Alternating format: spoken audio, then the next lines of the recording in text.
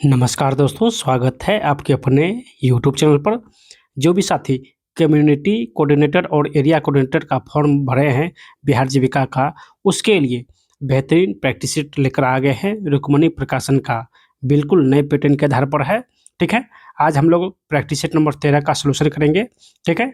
इससे पहले 1 से लेकर 12 तक सोल्यूशन कर चुके हैं। अगर आप लोग नहीं देखें तो प्ले लिस्ट बना हुआ है, वहाँ से जाके देख सकते हैं। आज हम लोग प्रैक्टिस सेट नंबर 13 का सारे क्वेश्चन का सोल्यूशन करेंगे, बिल्कुल बेसिक से, ठीक है। जो न्यू पैटर्न दिया गया है 70 क्वेश्चन का, जो कि आप लोग का एग्जाम होगा, उस 70 का 70 क्वेश्चन हम लोग बिल्कुल अच्छे तरीके से सोल्यूशन करेंगे, ठीक है। ये दोनों पोस्ट के लिए है, यानी कम्युनिटी कोऑर्डिनेटर और एरिया कोऑर्डिनेटर। दोनों लोग यहाँ से प्रैक्टिस एक बार जरूर कर लीजिएगा, ठीक है, क्योंकि दोनों का सिलेबस सेम है, ठीक है। तो यहाँ से दोनों लोग आप लोग जो है अच्छे तरीके से रिविजन करके जाइएगा। बिल्कुल इसी के आधार पर जो है आप लोग का एग्जाम होने वाला है, ठीक है। तो इससे पहले हम लोग 1 से लेकर 12 तक जो है सोल्यूशन कर चुके हैं। अगर आप लोग नहीं देखे तो एक बार प्लेलिस्ट चेक कर लीजिएगा, या लिंक आपको नीचे मिल जाएगा, ठीक है। पिछले कुछ वीडियो से जो है आप लोग का बिल्कुल भी रिस्पॉन्स जो है वो नहीं मिल रहा है। पिछले जो है 21 दिन हो गया, अभी तक उस पर 1000 भी जो है स्टूडेंट जो है वो अभी तक नहीं देख पाए हैं। तो अगर आप लोग चाहते हैं कि ये डेली सीरीज जो है आप लोग को मिले, तो इस वीडियो को आप लोग अधिक से अधिक शेयर कीजिएगा, ठीक है, ताकि हमें भी आप लोग का अच्छा रिस्पॉन्स मिल सके। और जो भी साथी अभी तक इस वीडियो को लाइक नहीं किए, लाइक करके चैनल को सब्सक्राइब कर लीजिएगा, ताकि नेक्स्ट वीडियो का नोटिफिकेशन जो है आप लोग को जल्द से जल्द मिल सके, ठीक है। तो इस वीडियो को आप लोग जितना हो सके अधिक से अधिक शेयर कीजिए, ठीक है। और जल्द से जल्द जो है आप लोग इस वीडियो को जो है 1000 जो है लाइक को जो है टारगेट को पूरा कीजिए। आप लोग को नेक्स्ट सेट जल्द ही मिलेगा। नेक्स्ट सेट जो है आप लोग को अब कल नेक्स्ट जो है मिल जाएगा 14 नंबर सेट, ठीक है। आज हम लोग 13 नंबर सेट का जो है अच्छे तरीके से सोल्यूशन करेंगे। सभी क्वेश्चन को डीपली से सोल्यूशन करेंगे। मैथ हो, रीजनिंग हो, सब्जेक्ट नॉलेज हो या जीके जीएस हो, सभी का अच्छा तरीका से जो है हम लोग सोल्यूशन करेंगे, ठीक है। तो चलिए स्टार्ट करते हैं सेट नंबर 13। चलिए, सेट नंबर 13 का प्रथम क्वेश्चन क्या है, देखिए। 17 क्वेश्चन जो है आप लोग को जीके जीएस से पूछा जाएगा, तो आप लोग इस क्वेश्चन को अच्छे से देख लीजिएगा, ठीक है। वर्ष 2028 के ऑस्कर पुरस्कार में किस नाम के एक नई श्रेणी जोड़ी गई है, यानी जोड़ी जाएगी। यानी ऑस्कर पुरस्कार जो है 2028 का जो ऑस्कर पुरस्कार आयोजित होगा, उसमें एक नई श्रेणी में जो है पुरस्कार दिया जाएगा, और वो किस श्रेणी में दिया जाएगा, तो ये क्वेश्चन आपसे पूछा गया है, ठीक है। तो इसका आंसर हो जाएगा दोस्तों ऑप्शन नंबर सी, सर्वश्रेष्ठ स्टंट डिजाइन। सर्वश्रेष्ठ स्टंट डिजाइन के क्षेत्र में जो है 2028 से ऑस्कर पुरस्कार दिया जाएगा, ठीक है।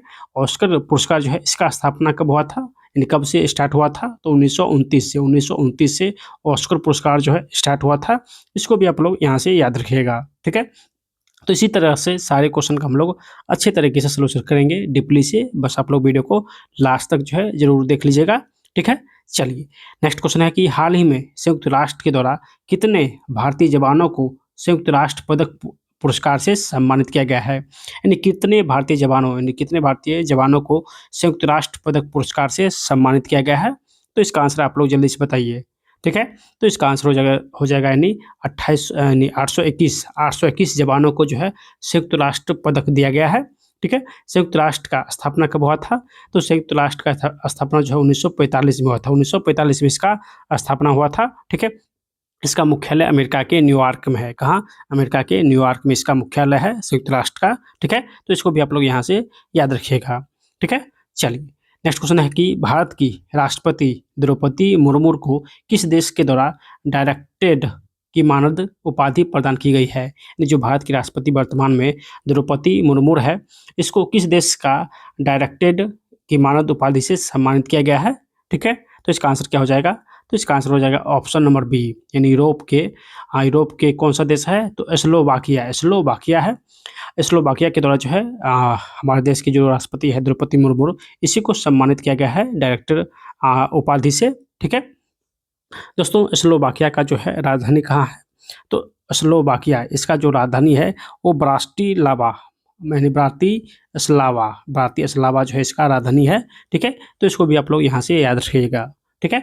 चलिए, नेक्स्ट क्वेश्चन क्या है, क्वेश्चन है कि सुकन्या समृद्धि योजना खाता बालिका के माता पिता या कानूनी अभिभावकों के द्वारा बालिका के डैश होने से पहले कभी भी खोला जा सकता है। यानी सुकन्या समृद्धि योजना जो खाता है वो लड़की का कितने वर्ष की आयु से पहले खोला जा सकता है, ठीक है। तो इसका आंसर क्या हो जाएगा, तो आंसर हो जाएगा ऑप्शन नंबर बी, 10 वर्ष की आयु से पहले जो है सुकन्या समृद्धि योजना का खाता जो है वो बालिकाओं के लिए खोला जाता है, ठीक है। दोस्तों सुकन्या समृद्धि योजना जो है ये स्टार्ट कब हुआ था, तो ये स्टार्ट हुआ था 2015 में, 2015 में स्टार्ट हुआ था, ठीक है। तो इसको भी आप लोग यहाँ से याद रखिएगा, ठीक है। इस योजना के तहत आज जो है न्यूनतम 250 और अधिकतम 1.5 लाख तक जो है आप वार्षिक रुपया जो है जमा कर सकते हैं, ठीक है। और 15 वर्ष तक ही जमा कर सकते हैं। और जब 21 वर्ष बालिका का जब 21 वर्ष आयु हो जाता है तो उसके बाद जो है आप इस रुपया को जो है निकाल सकते हैं, यानी ब्याज सहित, यानी आपको ब्याज सहित मिलेगा 21 वर्ष के बाद, ठीक है। यानी आप 15 वर्ष तक पहले जमा करेंगे और ये जो रुपया मिलेगा आपको यानी 21 वर्ष के बाद ही मिलेगा, ठीक है, ब्याज सहित।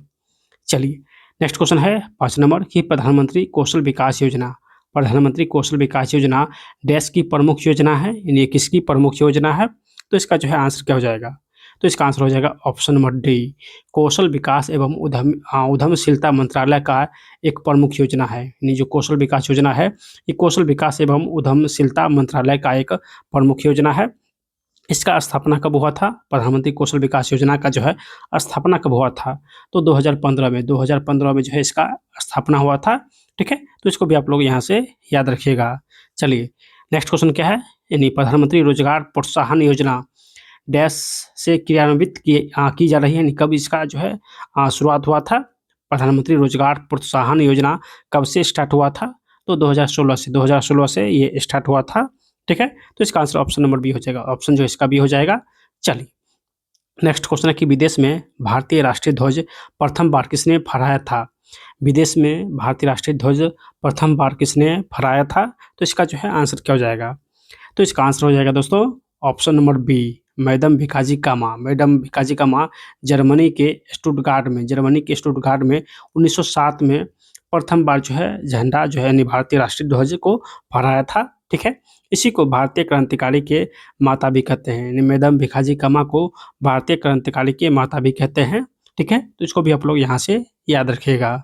चलिए नेक्स्ट क्वेश्चन क्या है कि इनमें से कौन वंदे मातरम समाचार पत्र के संपादक है, देखिए यहाँ पे समाचार पत्र है, ठीक है, यानी वंदे मातरम समाचार पत्र के संस्थापक कौन है, तो इसका जो है आंसर क्या हो जाएगा, तो इसका आंसर हो जाएगा यानी अरविंद घोष। अरविंद घोष जो है वो वंदे मातरम समाचार पत्र के संस्थापक है। लेकिन बंकिम चंद्र चटर्जी ये जो है वंदे मातरम गीत के संस्थापक है, गीत के संस्थापक है। इसका जो पुस्तक आया था आनंद मठ 1882 में प्रकाशित हुआ था, उसी बुक में जो है ये वंदे मातरम गीत जो है लिखा गया था, ठीक है।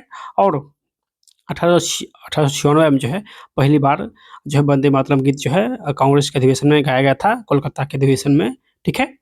चलिए नेक्स्ट क्वेश्चन क्या है, महात्मा गांधी के राजनीतिक गुरु कौन थे, महात्मा गांधी के राजनीतिक गुरु कौन थे, तो इसका जो है आंसर क्या हो जाएगा, तो इसका आंसर हो जाएगा option number C, Gopal Krishna Gokhale. Gopal Krishna जो गोखले जो थे वो महात्मा गांधी के राजनीतिक गुरु थे, ठीक है। जबकि गोपाल कृष्ण गोखले के जो गुरु थे वो कौन थे, तो एमजी रनाडे, एमजी रनाडे जो थे वो गोपाल कृष्ण गोखले के जो है गुरु थे, ठीक है। तो इसको भी आप लोग यहाँ से याद रखिएगा, एमजी रनाडे जो है वो गोपाल कृष्ण गोखले के गुरु थे और महात्मा गांधी के गुरु कौन थे, तो गोपाल कृष्ण गोखले, ठीक है। यानी महात्मा गांधी के गुरु गोखले, ठीक है, और गोखले के गुरु कौन थे, तो एमजी रनाडे, ठीक है। चलिए नेक्स्ट क्वेश्चन है कि वर्ल्ड इकोनॉमिक आउटलुक रिपोर्ट किस संस्था के द्वारा प्रकाशित की जाती है, वर्ल्ड इकोनॉमिक आउटलुक रिपोर्ट जो है वो किस संस्था के द्वारा जारी की जाती है, तो इसका जो है आंसर हो जाएगा अंतर्राष्ट्रीय मुद्रा कोष, अंतर्राष्ट्रीय मुद्रा कोष यानी IMF के द्वारा जारी किया जाता है। तो इसका आंसर ऑप्शन नंबर बी हो जाएगा, सॉरी ऑप्शन नंबर ए हो जाएगा, ठीक है। इसका स्थापना कब हुआ था, यानी अंतर्राष्ट्रीय मुद्रा कोष का स्थापना 1945 में हुआ था, 1945 में इसका स्थापना हुआ था, ठीक है। तो इसको भी आप लोग यहाँ से याद रखिएगा।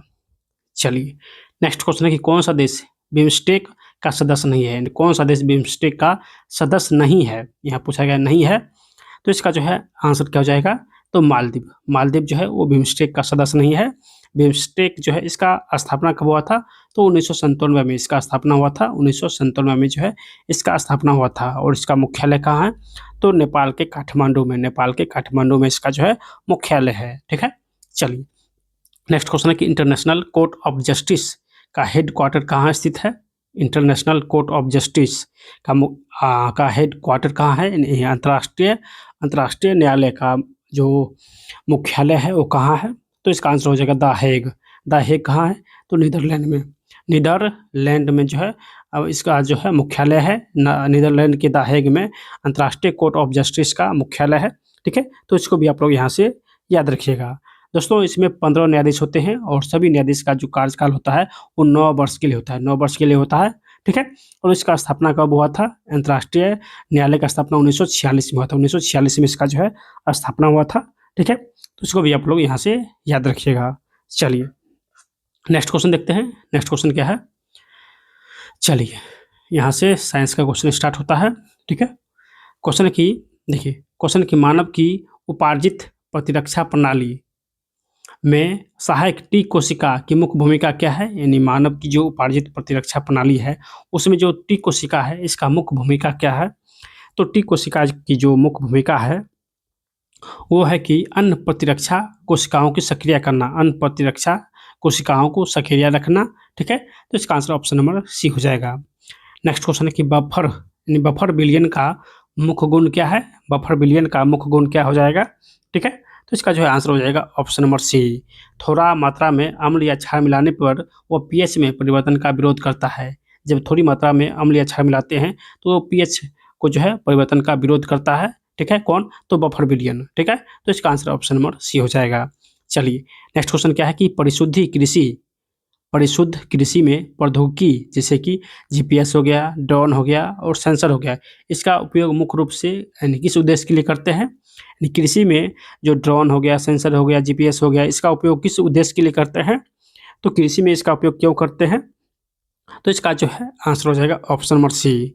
खेत के भीतर विभिन्न स्थानों की विशुद्ध यानी विशिष्ट आवश्यकताओं के अनुसार इनपुट जैसे कि पानी देना, उर्वरक देना, कीटनाशक देना का सटीक अनुप्रयोग करना। यानी इस सभी का उपयोग खेतों में पानी देने के लिए, उर्वरक देने के लिए और कीटनाशक दवाई छिड़कने के लिए उपयोग करते हैं। ठीक है, तो इसका आंसर ऑप्शन नंबर सी हो जाएगा। चलिए अगला क्वेश्चन की खेलो इंडिया यूथ गेम्स 2025 में बिहार अंक तालिका में किस स्थान पर है। यानी खेलो इंडिया यूथ गेम्स जो 2025 में हुआ था उसमें बिहार का अंक जो है यानी बिहार का स्थान कितने स्थान पर था, यानी किस स्थान पर था। तो ये क्वेश्चन बहुत ही महत्वपूर्ण क्वेश्चन है बिहार के दृष्टिकोण से। दोस्तों खेलो इंडिया जो यूथ गेम्स हुआ था ये बिहार के 5 स्थानों पर हुआ था, बिहार के 5 स्थानों पर हुआ था। ठीक है, और जो बिहार है, बिहार का स्थान 15वां रहा, यानी बिहार जो है इसमें 15वें स्थान पर रहा। ठीक है, और इसमें प्रथम स्थान पर कौन सा राज्य रहा, तो प्रथम स्थान पर महाराष्ट्र रहा, यानी महाराष्ट्र जो है ये प्रथम स्थान पर रहा। तो इसको भी आप लोग यहाँ से याद रखिएगा। खेलो इंडिया यूथ गेम्स जो कि बिहार के 5 स्थानों पर हुआ था इसमें प्रथम स्थान पर महाराष्ट्र रहा और बिहार का स्थान 15वें स्थान पर रहा, यानी बिहार जो है वो 15वें स्थान पर रहा। ठीक है, बिहार 7 स्वर्ण, 11 रजत और 18 कांस्य पदक, इन टोटल 36 पदक के साथ जो बिहार है वो 15वें स्थान पर रहा। ठीक है, तो इसको भी आप लोग यहाँ से याद रखिएगा। चलिए नेक्स्ट क्वेश्चन क्या है कि सुधीरमन कप यानी बैडमिंटन में दिया जाता है। तो सुधीरमन कप जो है किस देश ने जीता है 2025 में। तो सुधीरमन कप जो है दोस्तों किसने जीता है, तो इसका जो है आंसर हो जाएगा ऑप्शन नंबर ए। चीन ने दक्षिण कोरिया को 3-1 से हराकर जो है अपने नाम किया है। ठीक है, तो सुधीरमन कप 2025 चीन ने जीता है दक्षिण कोरिया को हराकर। ठीक है, जबकि सुधीरमन कप का स्थापना कब हुआ था, यानी कब से दिया जाता है, तो ये 1989 से सुधीरमन कप जो है वो दिया जाता है। ठीक है, तो इसको भी आप लोग यहाँ से याद रखिएगा। चलिए यहाँ से स्टार्ट होता है मैथ और रीजनिंग जो कि हम लोग लास्ट में बनाएंगे। पहले आप लोग के लिए दोनों पदों के लिए 20+20 क्वेश्चन जो कि दोनों पोस्ट के लिए जो सब्जेक्ट नॉलेज है इसको सोल्यूशन करेंगे। उसके बाद दोनों के लिए कॉमन 10 क्वेश्चन जो कंप्यूटर का क्वेश्चन है जो कि बहुत ही महत्वपूर्ण क्वेश्चन है वो क्वेश्चन देखेंगे, यानी 50 क्वेश्चन सोल्यूशन करने के बाद जो है मैथ और रीजनिंग का भी सोल्यूशन करेंगे। ठीक है, तो चलिए पहले स्टार्ट करते हैं सब्जेक्ट नॉलेज। ठीक है, चलिए पहले हम लोग एरिया कोऑर्डिनेटर का सोल्यूशन करेंगे, उसके बाद जो है कम्युनिटी कोऑर्डिनेटर का भी सोल्यूशन करेंगे। दोनों का सब्जेक्ट जो नॉलेज का क्वेश्चन है वो सेम है, थोड़ा सा डिफरेंट है, तो दोनों साथी यहाँ से जरूर एक बार रिविजन कर लीजिएगा। ठीक है, तो चलिए स्टार्ट करते हैं।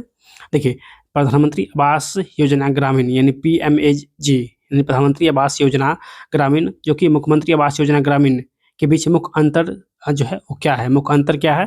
तो इसका जो है आंसर क्या हो जाएगा? तो दोस्तों आंसर हो जाएगा यानी ऑप्शन नंबर बी। ऑप्शन जो है इसका बी हो जाएगा कि जो मुख्यमंत्री आवास योजना है विशेष रूप से उन बीपीएल परिवारों को लक्षित करती है जो प्रधानमंत्री योजना के अंतर्गत शामिल नहीं है। जिसको प्रधानमंत्री आवास योजना नहीं मिला है उसको जो है मुख्यमंत्री आवास योजना दिया जाएगा। ठीक है, तो यही अंतर है। तो इसका आंसर ऑप्शन नंबर बी हो जाएगा, जो कि ऑप्शन नंबर सी में दिया गया है। चलिए नेक्स्ट क्वेश्चन की है क्वेश्चन है कि दीनदयाल उपाध्याय जो योजना है DAYNRLM के तहत ग्राम संगठन VO और क्लस्टर स्तरीय महासंघ CLF की स्थापना का प्राथमिक उद्देश्य क्या है? तो प्राथमिक उद्देश्य है कि स्वयं सत्ता समूह को बड़े पैमाने तक पहुंच और नीतिगत प्रभाव के लिए एक मंच प्रदान करना, यानी SHG स्वयं सत्ता समूह को बड़े पैमाने तक पहुंच और नीतिगत प्रभावों के लिए एक मंच प्रदान करना। ऑप्शन जो है इसका भी हो जाएगा। ठीक है, चलिए नेक्स्ट क्वेश्चन देखते हैं। देखिए मनरेगा के संबंध में करेक्ट कौन सा कथन सही है, मनरेगा के बारे में कौन सा कथन सही है? तो इसका आंसर हो जाएगा ऑप्शन नंबर ए, यानी 1 और 2 सही है। यह ग्रामीण परिवारों को एक वित्तीय वर्ष में 100 दिनों का जो है रोजगार देता है, ये बात बिल्कुल सही है। और कुशल शारीरिक श्रम की कानूनी गारंटी देता है, तो ये बात भी बिल्कुल सही है। नेक्स्ट है इसका एक उद्देश्य ग्रामीण क्षेत्रों में टिकाऊ संपत्तियों का निर्माण करना। यह योजना केवल गरीबी रेखा से नीचे बीपीएल परिवारों के लिए लागू होता है, तो ये गलत हो जाएगा, यानी केवल 1 और 2 सही है। ठीक है, चलिए नेक्स्ट क्वेश्चन है कि स्वयं सत्ता समूह स्तर पर लेजर बही का मुख्य कार्य क्या है? लेजर बही का जो है वो मुख्य कार्य क्या है? तो प्रत्येक सदस्य की बचत करना, ऋण और पुनर्भुगतान की व्यक्तिगत खातावार विवरण बनाए रखना। ठीक है, यानी प्रत्येक सदस्य की बचत, ऋण और पुनर्भुगतान का व्यक्तिगत खातावार विवरण जो है बनाए रखना। ऑप्शन जो है इसका सी हो जाएगा। ठीक है, चलिए नेक्स्ट क्वेश्चन है कि एक गांव में महिला स्वयं सत्ता समूह सदस्यों का एक समूह स्थानीय रूप से उगाए गए मक्के को पॉपकॉर्न में संशोधित करता है, उसकी पैकेजिंग करता है और उसे पास के शहर में बेचता है। यह प्रक्रिया किसका सबसे अच्छा उदाहरण है?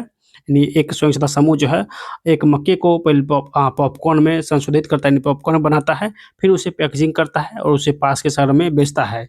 यह जो प्रक्रिया है ये किसका सबसे अच्छा उदाहरण है? तो ये मूल्य श्रृंखला विकास का सबसे अच्छा उदाहरण है। तो इसका आंसर ऑप्शन नंबर सी हो जाएगा। ठीक है, चलिए अगला क्वेश्चन की बिहार की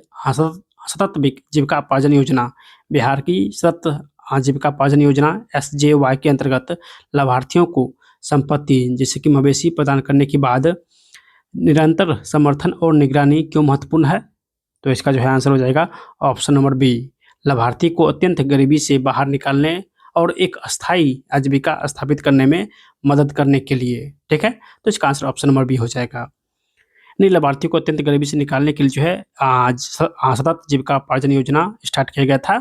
ठीक है, चलिए अगला क्वेश्चन है कि 73वें संविधान संशोधन के अनुसार पंचायती राज संस्थाओं को योजनाओं के प्रभावी कार्यान्वयन के लिए किन 2 महत्वपूर्ण शक्तियों का हस्तांतरण आवश्यक है? 73वें संविधान संशोधन के अनुसार पंचायती राज संस्थाओं को योजनाओं के प्रभावी कार्यान्वयन के लिए किन 2 महत्वपूर्ण शक्तियों का हस्तांतरण आवश्यक है? तो इसका जो है आंसर हो जाएगा ऑप्शन नंबर ए, निधि और कार्यकर्ता हो जाएगा, जो कि ऑप्शन नंबर ए में दिया गया है। ठीक है, चलिए अगला क्वेश्चन कि एक स्वयं सत्ता समूह सदस्य के लिए यानी SHG सदस्य के लिए नियमित रूप से छोटी बचत करने और आंतरिक उधार में भाग लेने का सबसे महत्वपूर्ण दीर्घकालिक लाभ क्या है? तो इसका जो है आंसर हो जाएगा ऑप्शन नंबर बी, उच्च ब्याज वाले अनौपचारिक ऋण पर निर्भरता कम करना और औपचारिक वित्तीय प्रणाली तक पहुंच के लिए एक अच्छा क्रेडिट इतिहास बनाना। यानी उच्च ब्याज वाले अनौपचारिक ऋणों पर निर्भरता कम करना और औपचारिक वित्तीय प्रणाली तक पहुंच के लिए एक अच्छा क्रेडिट इतिहास बनाना। तो इसका आंसर ऑप्शन नंबर बी हो जाएगा।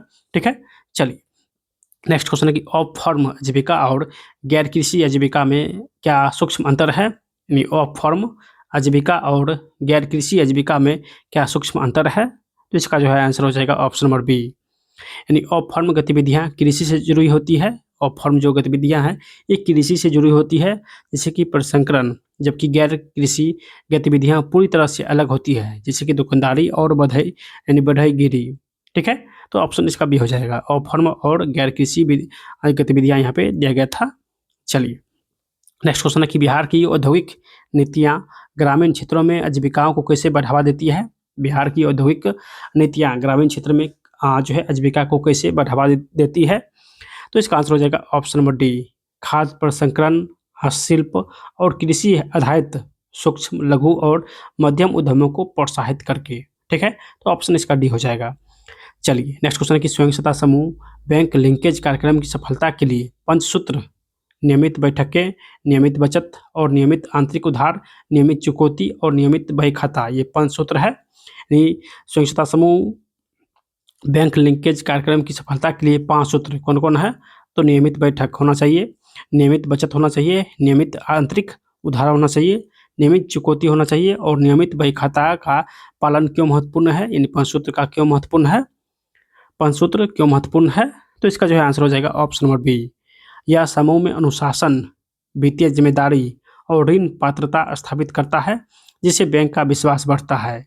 यानी जो 5 सूत्र है ये समूह में अनुशासन बनाए रखता है, वित्तीय जिम्मेदारी बनाए रखता है, ऋण पात्रता स्थापित करता है, जिससे कि बैंक को विश्वास बढ़ता है। ठीक है, तो ऑप्शन इसका बी हो जाएगा। चलिए अगला क्वेश्चन की किसान उत्पादक संगठन का गठन, किसान उत्पादक संगठन का गठन मुख्य श्रृंखला को मजबूत करने में कैसे मदद करता है। तो इसका आंसर हो जाएगा ऑप्शन नंबर सी। यह छोटे किसानों को इनपुट की सामूहिक खरीद, प्रसंस्करण और उपज की सामूहिक बिक्री के लिए एक साथ लाता है, जिससे कि उसकी सौदेबाजी की शक्ति बढ़ती है। ठीक है, तो ऑप्शन इसका सी हो जाएगा। चलिए नेक्स्ट क्वेश्चन की बिहार की मुख्यमंत्री उद्यमी योजना के तहत प्रदान की जाने वाली वित्तीय सहायता का स्वरूप क्या है। बिहार की मुख्यमंत्री उद्यमी योजना के तहत प्रदान की जाने वाली वित्तीय सहायता का स्वरूप क्या है। तो इसका जो है आंसर हो जाएगा ऑप्शन नंबर बी, या एक ब्याज मुक्त ऋण और अनुदान का संयोजन है, जो कि उद्यमिता को बढ़ावा देने के लिए है। या एक ब्याज मुक्त ऋण और अनुदान का संयोजन है, जो उद्यमिता को बढ़ावा देने के लिए है। ठीक है, तो ऑप्शन इसका बी हो जाएगा। चलिए अगला क्वेश्चन की ग्रामीण क्षेत्र में डिजिटल फाइनेंसिंग मॉडल को बढ़ावा देने में मुख्य चुनौती क्या है। ग्रामीण क्षेत्र में डिजिटल फाइनेंसिंग मॉडल को बढ़ावा देने में एक मुख्य चुनौती क्या है। तो इसका आंसर हो जाएगा ऑप्शन नंबर ए, सीमित डिजिटल साक्षरता, अविश्वसनीय इंटरनेट कनेक्टिविटी और साइबर धोखाधड़ी का डर। ठीक है, तो ऑप्शन इसका ए हो जाएगा। चलिए नेक्स्ट क्वेश्चन है कि बजटिंग और व्यय ट्रैकिंग एक ग्रामीण परिवारों को वित्तीय रूप से कैसे सशक्त बनाता है। बजटिंग और व्यय ट्रैकिंग एक ग्रामीण परिवार को वित्तीय रूप से कैसे सशक्त बनाता है। तो इसका जो है आंसर हो जाएगा ऑप्शन नंबर बी, या उन्हें अपनी आय और व्यय को समझने, अनावश्यक खर्चों की पहचान करने और भविष्य के लक्ष्यों के लिए बचत करने में मदद करता है। ठीक है, तो ऑप्शन इसका बी हो जाएगा। चलिए नेक्स्ट क्वेश्चन है कि राष्ट्रीय सामाजिक सहायता कार्यक्रम और राज्य सरकार की सामाजिक सुरक्षा योजना में क्या संबंध है। राष्ट्रीय सामाजिक सहायता कार्यक्रम और राज्य सरकार की सामाजिक सुरक्षा योजना में क्या संबंध है। तो इसका जो है आंसर हो जाएगा ऑप्शन नंबर सी, यानी राष्ट्रीय सामाजिक सहायता कार्यक्रम एक केंद्र प्रायोजित कार्यक्रम है और राज्य सरकार इसमें अपना योगदान देकर इसके लाभों का विस्तार कर सकती है और यह पूरक योजना चला सकती है। ठीक है, तो ऑप्शन इसका सी हो जाएगा। यानी जो राष्ट्रीय सामाजिक सहायता कार्यक्रम है एक प्रायोजित कार्यक्रम है, जिसमें राज्य सरकार अपना योगदान देकर इसके लाभों का विस्तार कर सकती है या पूरक योजना चला सकती है। चलिए नेक्स्ट क्वेश्चन देखते हैं। नेक्स्ट क्वेश्चन है कि सहकारी समिति या सहकारी समिति का स्वैच्छिक और खुली सदस्यता का सिद्धांत क्या दर्शाता है। तो इसका जो है आंसर हो जाएगा ऑप्शन नंबर बी, कोई भी बिना किसी सामाजिक, राजनीतिक या धार्मिक भेदभाव के स्वेच्छा से शामिल हो सकता है और छोड़ सकता है। यानी कोई भी बिना किसी सामाजिक, राजनीतिक या धार्मिक भेदभाव के शामिल भी हो सकता है और छोड़ भी सकता है। ठीक है, चलिए नेक्स्ट क्वेश्चन है कि एक एरिया कोऑर्डिनेटर के लिए स्वच्छता समूह, VO या CLF स्तर पर बही खाता की निगरानी करना क्यों महत्वपूर्ण है। एक एरिया कोऑर्डिनेटर के लिए SHG, VO और CLF स्तर पर बही खाता की निगरानी करना क्यों महत्वपूर्ण है। तो इसका जो है आंसर हो जाएगा ऑप्शन नंबर बी, या समूह की वित्तीय स्वास्थ्य, पारदर्शिता और सदस्य के धन के उचित प्रबंधन को सुनिश्चित करने के लिए महत्वपूर्ण है। ठीक है, तो ऑप्शन इसका बी हो जाएगा। चलिए नेक्स्ट क्वेश्चन की प्रधानमंत्री कृषि सिंचाई योजना और राष्ट्रीय कृषि विकास योजना जैसे योजनाएं ग्रामीण आजीविकाओं को कैसे प्रभावित करती है। यानी प्रधानमंत्री कृषि सिंचाई योजना और राष्ट्रीय कृषि विकास योजना जैसे कि ग्रामीण आजीविकाओं को कैसे प्रभावित करती है। तो इसका आंसर हो जाएगा ऑप्शन नंबर ए। ये वे कृषि उत्पादकता और जल दक्षता को बढ़ाकर कृषि आधारित आजीविकाओं को मजबूत और अधिक टिकाऊ बनाती है। ठीक है, तो इसका आंसर ऑप्शन नंबर ए हो जाएगा। चलिए नेक्स्ट क्वेश्चन है कि यदि किसी स्वयं सहायता समूह को बैंक से ऋण प्राप्त करने में कठिनाई हो रही है तो इसका एक संभावित कारण क्या हो सकता है। यदि किसी स्वयं सहायता समूह को बैंक से ऋण प्राप्त करने में कठिनाई हो रही है तो इसका एक संभावित कारण क्या हो सकता है। तो इसका आंसर हो जाएगा ऑप्शन नंबर बी, यानी समूह के बही खाते अधूरे हैं या पंचसूत्र का पालन नहीं किया जा रहा है जिससे बैंक को उनकी ऋण चुकाने की क्षमता पर संदेह है। ठीक है, तो ऑप्शन इसका भी हो जाएगा। चलिए यहाँ से हम लोग स्टार्ट करते हैं फॉर कम्युनिटी कोऑर्डिनेटर का क्वेश्चन। ठीक है, चलिए इसका क्वेश्चन क्या है। क्वेश्चन है कि ग्राम सदस्य यानी ग्राम सभा का सदस्य कौन होता है। ग्राम सभा का सदस्य कौन होता है। तो पंचायत क्षेत्र में मतदाता के रूप में पंजीकृत सभी व्यक्ति, पंचायत क्षेत्र में मतदाताओं के रूप में पंजीकृत सभी व्यक्ति होते हैं। तो ऑप्शन इसका सी हो जाएगा। चलिए अगला क्वेश्चन कि स्वयं सहायता समूह द्वारा अपनाए जाने वाले पंचसूत्र में निम्नलिखित में से कौन शामिल नहीं है। अभी बताए थे पंचसूत्र। ठीक है, तो कह रहा है पांच सूत्र में से कौन सा सूत्र जो है वो नहीं है। चलिए इसका जो है आंसर हो जाएगा नियमित राजनीतिक चर्चा, यानी इसमें राजनीतिक चर्चा का जो है कोई भी प्रावधान नहीं है, तो ये गलत हो जाएगा। जबकि बैठकें शामिल था, बचत शामिल था, ऋण वापसी शामिल था। ठीक है, लेकिन राजनीतिक विषय जो है ये शामिल नहीं था। चलिए नेक्स्ट क्वेश्चन, क्लस्टर स्तरीय संघ CLF का एक मुख्य वित्तीय कार्य क्या है। तो इसका जो है आंसर हो जाएगा ऑप्शन नंबर बी, बैंकों से बड़े ऋण प्राप्त करना और उन्हें ग्राम संगठन को विस्तारित करना। नहीं, जो क्लस्टर स्तरीय संघ है इसका कार्य है कि बैंकों से बड़े ऋण प्राप्त करना और उन्हें ग्राम संगठनों को वितरित करना। ठीक है, तो ऑप्शन इसका भी हो जाएगा। चलिए अगला क्वेश्चन, ग्राम अर्थव्यवस्थाओं में गैर कृषि और अफॉर्म आजीविकाओं को बढ़ावा देना क्यों महत्वपूर्ण है। ग्रामीण अर्थव्यवस्था में गैर कृषि और अफॉर्म आजीविकाओं को बढ़ावा देना क्यों महत्वपूर्ण है। तो इसका आंसर हो जाएगा ऑप्शन नंबर बी, कृषि पर निर्भरता कम करने और आय के स्रोत में विविधता लाने के लिए। कृषि पर निर्भरता को कम करना और आय के स्रोत में विविधता लाने के लिए जो है अफॉर्म आजीविका को बढ़ावा दिया जाता है। ठीक है, तो ऑप्शन इसका भी हो जाएगा। चलिए नेक्स्ट क्वेश्चन है कि मनरेगा के तहत किए जाने वाले कार्यों का अनुमोदन कौन सी संस्था करती है। मनरेगा के तहत किए जाने वाले कार्यों का अनुमोदन कौन सी संस्था करती है। तो ऑप्शन इसका सी हो जाएगा ग्राम सभा। कौन, तो ग्राम सभा हो जाएगा। चलिए अगला क्वेश्चन कि DAYNRLM योजना के तहत सामुदायिक निवेश कोष किसे प्रदान किया जाता है। तो सामुदायिक निवेश कोष जो है किसे प्रदान किया जाता है। तो ऑप्शन इसका सी हो जाएगा स्वयं सहायता समूह के संघों के, स्वयं सहायता समूह के संघ जैसे कि CLF को।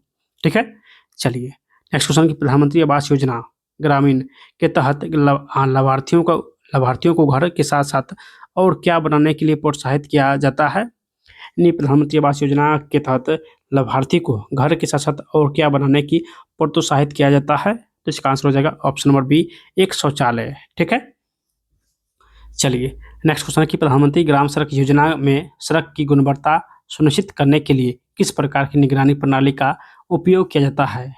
प्रधानमंत्री ग्राम सड़क योजना में सड़क की गुणवत्ता सुनिश्चित करने के लिए किस प्रकार की निगरानी प्रणाली का उपयोग किया जाता है। तो हो जाएगा ऑप्शन नंबर बी, त्रिस्तरीय गुणवत्ता निगरानी प्रणाली, त्रिस्तरीय गुणवत्ता निगरानी प्रणाली। ठीक है, चलिए नेक्स्ट क्वेश्चन, कौन PM किसान योजना के लिए अपात्र है, यानी कौन PM किसान योजना के लिए अपात्र है। तो इसका आंसर हो जाएगा ऑप्शन नंबर बी, एक किसान जो आयकर टैक्स देता है, यानी एक किसान जो इनकम टैक्स देता है। ठीक है, तो ऑप्शन इसका भी हो जाएगा, जो इनकम टैक्स देता है वो PM किसान योजना के लिए अपात्र है, यानी पात्र नहीं है। ठीक है, चलिए नेक्स्ट क्वेश्चन है कि जीविका का मुख्य उद्देश्य केवल आर्थिक सशक्तिकरण पर नहीं बल्कि सामाजिक सशक्तिकरण पर भी है। इसका एक उदाहरण क्या है। जीविका का मुख्य उद्देश्य केवल आर्थिक सशक्तिकरण पर नहीं बल्कि सामाजिक सशक्तिकरण पर भी है। इसका एक उदाहरण कौन सा है। तो हो जाएगा लैंगिक समानता और स्वास्थ्य जैसे मुद्दों पर जागरूक पैदा करना। ठीक है, तो ऑप्शन इसका सी हो जाएगा। चलिए नेक्स्ट क्वेश्चन की सतत जीविका पार्जन योजना के तहत लाभार्थियों को प्रदान की जाने वाली गहन सहायता में क्या शामिल है। सतत जीविका पार्जन योजना के तहत लाभार्थियों को प्रदान की जाने वाली गहन सहायता में क्या शामिल है। तो हो जाएगा नियमित परामर्श और मार्गदर्शन, नियमित परामर्श और मार्गदर्शन हो जाएगा, ऑप्शन जो है इसका भी हो जाएगा। चलिए अगला क्वेश्चन कि बिहार कौशल युवा कार्यक्रम किस मिशन का एक हिस्सा है? बिहार कौशल युवा कार्यक्रम किस मिशन का एक हिस्सा है? तो बिहार कौशल विकास मिशन, बिहार कौशल विकास मिशन का एक हिस्सा है, ऑप्शन जो है इसका सी हो जाएगा। चलिए नेक्स्ट क्वेश्चन की मुख्यमंत्री उद्यमी योजना के तहत कुल परियोजना लागत का कितना प्रतिशत सब्सिडी के रूप में प्रदान किया जाता है? मुख्यमंत्री उद्यमी योजना के तहत कुल परियोजना लागत का कितना प्रतिशत सब्सिडी के रूप में प्रदान किया जाता है? तो इसका आंसर हो जाएगा ऑप्शन नंबर सी, 50%, 50% हो जाएगा। ठीक है, चलिए नेक्स्ट क्वेश्चन की मधुमक्खी पालन को किस प्रकार की आजीविकाओं के रूप में वर्गीकृत किया जा सकता है? मधुमक्खी पालन को किस प्रकार की आजीविकाओं के रूप में वर्गीकृत किया जा सकता है? तो इसका जो है आंसर हो जाएगा ऑप्शन नंबर सी, कृषि संबंध आजीविका, कृषि संबंध आजीविका हो जाएगा। ठीक है, चलिए नेक्स्ट क्वेश्चन है कि देखिए स्वयं समूह में आंतरिक ऋण से क्या तात्पर्य है? तो आंतरिक ऋण से तात्पर्य क्या है? तो ऑप्शन इसका जो है बी हो जाएगा, समूह की अपनी बचत से सदस्यों को ऋण देना, समूह की अपनी बचत से सदस्यों को ऋण देना, तो ऑप्शन इसका बी हो जाएगा। ठीक है, चलिए नेक्स्ट क्वेश्चन की एक ग्रामीण महिला जो पास के ईंट भट्ठे पर दैनिक मजदूरी करती है, उसकी आजीविका जो है वो क्या है? तो इसका जो है आंसर हो जाएगा ऑप्शन नंबर बी, यानी गैर कृषि। ईंट भट्टी पर जो कार्य कर रहा है वो गैर कृषि है, तो इसका आंसर ऑप्शन नंबर बी हो जाएगा, गैर कृषि। ठीक है, चलिए नेक्स्ट क्वेश्चन है कि ग्राम पंचायत विकास योजना के निर्माण में किसकी महत्वपूर्ण भूमिका होती है? तो दोस्तों किसकी महत्वपूर्ण भूमिका होती है? तो ऑप्शन इसका सी हो जाएगा, ग्राम सभा और समुदाय की भागीदारी, ग्राम सभा और समुदाय की भागीदारी हो जाएगा। ठीक है, चलिए नेक्स्ट क्वेश्चन है कि DAY-NRLM योजना का मांग संचालित दृष्टिकोण का क्या मतलब है? इस संचालित दृष्टिकोण का क्या मतलब है? तो ऑप्शन इसका भी हो जाएगा, कार्यक्रम की गतिविधियां स्वयं सत्ता समूह सदस्यों की जरूरतों और आकांक्षाओं पर आधारित होती है। कार्यक्रम की गतिविधियां स्वयं सत्ता समूह सदस्यों की जरूरतों और आकांक्षाओं पर आधारित होती है, तो ऑप्शन इसका भी हो जाएगा। ठीक है, चलिए अगला क्वेश्चन की कौन सी योजना सीधे तौर पर ग्रामीण उद्यमिताओं को बढ़ावा देती है? कौन सी योजना सीधे तौर पर ग्रामीण उद्यमिताओं को बढ़ावा देती है? तो ये हो जाएगा मुख्यमंत्री उद्यमी योजना, मुख्यमंत्री उद्यमी योजना हो जाएगा। ठीक है, नेक्स्ट क्वेश्चन की एक किसान जो खेती करने के साथ साथ अपनी ट्रैक्टर ट्रॉली को माल ढुलाई के लिए किराए पर भी चलाता है, उसकी आय का स्रोत क्या है? एक किसान जो खेती करने के साथ साथ अपने ट्रैक्टर ट्रॉली को माल ढुलाई के लिए किराए पर भी चलाता है, उसकी आय का स्रोत क्या है? तो ये जो है आय का स्रोत हो जाएगा गैर कृषि आधारित और गैर कृषि आधारित दोनों हो जाएगा। ठीक है, क्योंकि यहाँ पे गैर कृषि आधारित जो है ट्रैक्टर को जो है माल ढुलाई के लिए उपयोग करते हैं, तो यहाँ से दोनों काम कर सकते हैं। ठीक है, चलिए यहाँ से स्टार्ट होता है दोनों पदों के लिए कंप्यूटर का क्वेश्चन, जो कि काफ़ी महत्वपूर्ण क्वेश्चन है। ठीक है, काफ़ी VVI क्वेश्चन है, एक बार जरूर आप लोग यहाँ से देख लीजिएगा। ठीक है, चलिए स्टार्ट है। क्वेश्चन है कि MS पावर पॉइंट में स्लाइड शॉटर व्यू के संदर्भ में निम्नलिखित में से गलत कथन का चयन करें। MS पावर पॉइंट में स्लाइड शॉटर का जो व्यू होता है उसके बारे में कौन सा कथन गलत है? ठीक है, तो प्रथम कथन है कि किसी स्लाइड के कंटेंट को परिवर्तित करता है, जो स्लाइड शॉटर होता है, शॉटर व्यू के संदर्भ में किसी स्लाइड के कंटेंट को परिवर्तित करता है, तो ये कथन गलत हो जाएगा। नेक्स्ट है कि इसे सेलेक्ट करने के लिए एक स्लाइड पर क्लिक करता है, तो ये बात सही है। एक स्लाइड को डिलीट करता है शॉटर व्यू, ये भी सही है। स्लाइड को थंबनेल पिक्चर्स के रूप में करता है, तो ये भी सही है, यानी ऑप्शन ए जो है ये गलत है, जो कि इसका आंसर हो जाएगा ए। कह रहा है कौन सा गलत है? तो ऑप्शन ए गलत है। चलिए नेक्स्ट क्वेश्चन है कि कौन सी टेक्नोलॉजी का उपयोग बैंकों के द्वारा चेक की प्रक्रिया के लिए किया जाता है? कौन सी टेक्नोलॉजी का उपयोग बैंकों के द्वारा चेक की प्रक्रिया के लिए किया जाता है? तो ये MICR हो जाएगा, MICR हो जाएगा। ठीक है, चलिए नेक्स्ट क्वेश्चन है कि कौन सा ऐसा कार्य है जो प्रमुख रूप से CPU का नहीं है? कौन सा प्रमुख कार्य CPU का नहीं है? ठीक है, तो ग्राफिकल प्रोसेसिंग करना जो है ये CPU का कार्य नहीं है। नेक्स्ट है प्राइमरी स्टोरेज या मेन मेमोरी के साथ निकटता के साथ इंटरैक्ट करना, ये बात बिल्कुल सही है। अरिथमेटिक या लॉजिकल ऑपरेशन को क्रियान्वित करना, ये CPU का कार्य है। ठीक है, भंडारित यानी स्टोर प्रोग्राम निर्देश को क्रियान्वित करना ये भी जो है सीपीयू का कार्य है, बल्कि ग्राफिकल प्रोसेसिंग करना ये सीपीयू का कार्य नहीं है। ठीक है, तो इसका आंसर ऑप्शन नंबर ए हो जाएगा।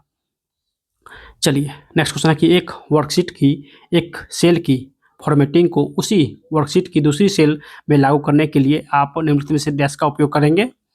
तो इसका जो है आंसर हो जाएगा पेज स्पेशल और फॉर्मेट का उपयोग करेंगे, पेज स्पेशल फॉर्मेट का उपयोग करेंगे। ठीक है, चलिए नेक्स्ट क्वेश्चन है कि वायरलेस नेटवर्क का इस्तेमाल करते समय SSID इनमें से किसे निरूपित करता है। वायरलेस नेटवर्क का इस्तेमाल करते समय SSID जो है किसे निरूपित करता है, तो हो जाएगा option number D, unique identifier of wireless network. Unique identifier of wireless network का उपयोग करते हैं, ऑप्शन इसका डी हो जाएगा।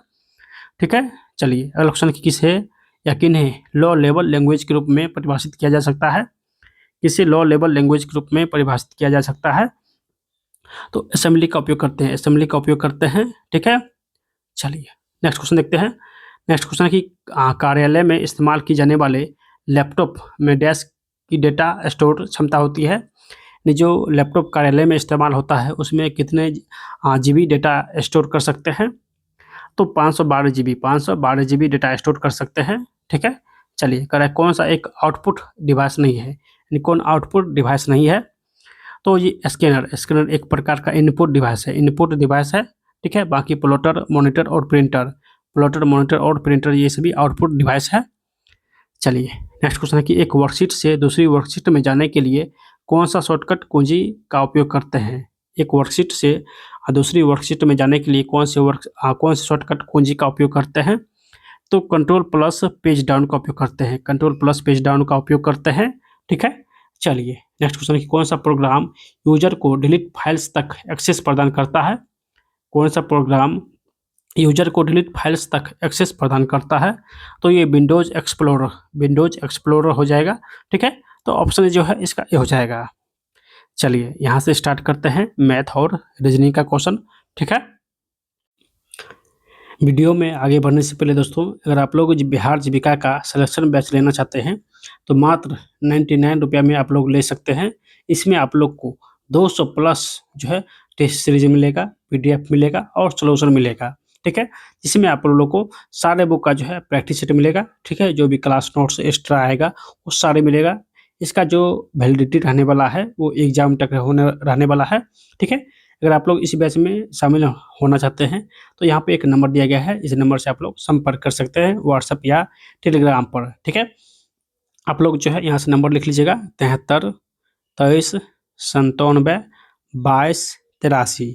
ठीक है, इस नंबर पर व्हाट्सएप या टेलीग्राम पर जो है मैसेज कीजिए। आप लोग को जो है इस सिलेक्शन बैच में जो है वो शामिल कर दिया जाएगा। ठीक है, मात्र 50 पैसे में एक प्रैक्टिस सेट मिलेगा। ठीक है, मात्र 50 पैसे में। ठीक है, आप लोग को 200 प्लस प्रैक्टिस सेट मिलेगा, आंसर के साथ सोल्यूशन के साथ मिलेगा। ठीक है, और सारे बुक का सोल्यूशन जो है PDF मिलेगा। तो इस बैच में अगर आप लोग शामिल होना चाहते हैं तो जल्दी से व्हाट्सएप या टेलीग्राम पर जो है मैसेज कीजिए। ठीक है, उसके बाद आप लोग को सारे जो प्रैक्टिस सेट है सभी का हाईलाइट आंसर भी मिलेगा, हाईलाइट आंसर मिलेगा, जिससे कि आप लोग एग्जाम के समय में कम समय में सारे जो है प्रश्न का जो है रिवीजन कर सकते हैं। ठीक है, तो एक बार आप लोग जो है इस बैच में शामिल होने के लिए जो है ज़रूर मैसेज कीजिएगा। ठीक है, चलिए स्टार्ट करते हैं यहाँ से मैथ और रीजनिंग का क्वेश्चन। ठीक है, चलिए इसको छोटा कर लेते हैं, उसके बाद सोल्यूशन करेंगे। यहाँ से देखिए क्वेश्चन क्या है, यहाँ पे क्वेश्चन पढ़िए। ठीक है, इसको छोटा सा कर लेते हैं। यहाँ पे एक डायग्राम दिया गया है। ठीक है, एक मिनट, यहाँ पे एक डायग्राम दिया गया है। चलिए इसको छोटा कर लेते हैं। चलिए इसमें क्वेश्चन का पूछा गया है कि ई यानी ई ठीक है, ई विभाग में विद्यार्थियों की संख्या ज्ञात कीजिए। ई विभाग जो है कहाँ पर है, तो यहाँ पे है। इसमें 16% विभाग जो है विद्यार्थी है, 16% जो है विद्यार्थी है। कह रहा है कि इसी विभाग से विद्यार्थी जो है ज्ञात करने के लिए टोटल विद्यार्थी कितना है, तो 12,200 टोटल विद्यार्थी है। और आपसे पूछा गया कि बताइए ई जो विभाग है उसमें कितना विद्यार्थी है, तो प्रतिशत में 16 है, तो यहाँ से हम लोग प्रतिशत 16 करेंगे, ठीक है। प्रतिशत उड़ाएंगे तो बट्टा 100 हो जाएगा, तो यहाँ से टोटल विद्यार्थी जो है वो निकल जाएगा। तो 2 जीरो से 2 जीरो खत्म हो जाएगा, ठीक है। तो 16 दूना 32, 16 दूना 32 3 35, 16 और 3 19, यानी 1952 हो जाएगा। इसका जो है करेक्ट आंसर 1952 हो जाएगा, जो कि ऑप्शन नंबर ए में दिया गया है। देखिए ऑप्शन नंबर ए में दिया गया है, ठीक है। चलिए नेक्स्ट क्वेश्चन हम लोग यहाँ से सोल्यूशन करते हैं। देखिए नेक्स्ट क्वेश्चन क्या है, नेक्स्ट क्वेश्चन क्या है, देखिए करा कि, एक मिनट इसको थोड़ा सा बड़ा कर लेते हैं। क्वेश्चन है कि, एक मिनट,